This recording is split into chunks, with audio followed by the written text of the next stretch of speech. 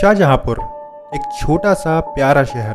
यहीं के एक कॉलेज में एडमिशन लेते हैं 4 नए दोस्त, आयुष, आदित्य, तरुण और हर्षित। चारों की दोस्ती धीरे धीरे इतनी गहरी हो जाती है कि दिन हो या रात, खाना, पढ़ना, मस्ती सब एक साथ होता है। एक दिन कॉलेज के सामने वाले ग्राउंड में खेलते हुए इनकी बॉल दूर जा गिरती है सेंट मैरी चर्च के अंदर। एक ऐसा चर्च जो सालों से बंद पड़ा था, जिसके बारे में शहर के लोग कहते थे वहाँ मेम साहब का भूत रहता है। आदित्य हंस के बोलता है, अरे ये सब तो बकवास है। तरुण, चल जा बॉल लेके आ। तरुण का चेहरा पीला पड़ जाता है। नहीं मैं नहीं जाऊँगा, वहाँ भूत है। हर्षित, जो हॉरर मूवीज और मूवीज का बड़ा शौकीन था, हंसी दबाते हुए बोलता है, चल मैं तेरे साथ चलता हूँ, इतना भी क्या डरना।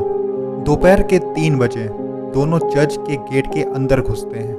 अंदर बिल्कुल सन्नाटा होता है। छत से लटकी मकड़ी के जाले, टूटी हुई बेंचेस और हवा का एक ऐसा झोंका जैसे किसी ने अंदर से दरवाज़ा खोला हो। उनकी बॉल एक कोने में पड़ी थी।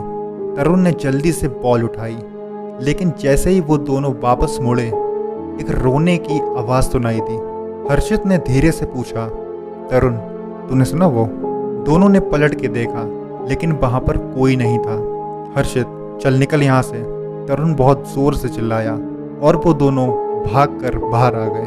उस दिन के बाद से अजीब चीजें होने लगती हैं। तरुण को लगता है जैसे उसके पीछे कोई खड़ा है। हर रात सोते वक्त उसके कान के पास कोई फुसफुसाता है। हर्षित भी कहता है कि उसके कमरे में रात को कुर्सी अपने आप हिलने लगती है। आदित्य और तरुण दोनों उनका मजाक उड़ाते हैं, अरे पागल हो गए हो तुम दोनों, ऐसा कुछ भी नहीं होता। लेकिन जब 2 दिन तक ये चीज़ें लगातार रिपीट होती हैं, तब आयुष और आदित्य भी सीरियस हो जाते हैं। चारों डिसाइड करते हैं कि रात को चर्च के अंदर चलकर देखते हैं आखिर असली सच क्या है। रात के 11 बजे चारों दोस्तों के हाथों में टॉर्च थी। अंदर अंधेरा, ठंडी हवा और एक अजीब सी शांति। अचानक चर्च के अंदर से गेट अपने आप बंद हो जाता है। तरुण चीखता है, भाग! लेकिन अब भागना नामुमकिन था। एक सफ़ेद साया उनके सामने आकर रुका।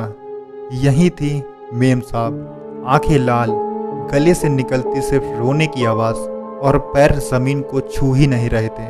वो एक एक करके दोस्तों को अलग कर देती है। हर्षित को लाइब्रेरी के अंदर खींच कर ले जाती है, जहाँ किताबें अपने आप गिरने लगती हैं। तरुण को एक टूटे हुए क्रॉस के सामने फेंक देती है, जहाँ से खून टपक रहा होता है। आदित्य को वो बहुत बुरी तरीके से जख्मी कर देती है और उसके गले को दबाकर कहती है, तुमने मुझे झूठ कहा था, अब तुम्हें सच दिखाऊंगी। सिर्फ आयुष बच जाता है। आयुष अपनी जेब से हनुमान चालीसा निकालता है। वो कांपते हुए बोलता है, जब भगवान का नाम का असर होता है तो भूत भी चल जाता है। वो जोर जोर से हनुमान चालीसा का पाठ करना शुरू करता है। मेम साहब की चीखने की आवाज़ पूरे चर्च में गूंज जाती है। हर कोने से लाल धुआं निकलने लगता है। आदित्य, तरुण और हर्षित संभल के एक साथ आयुष के पास आ जाते हैं। मेम साहब की रूह एक आग के शोले में बदलकर हवा में कहीं गायब हो जाती है।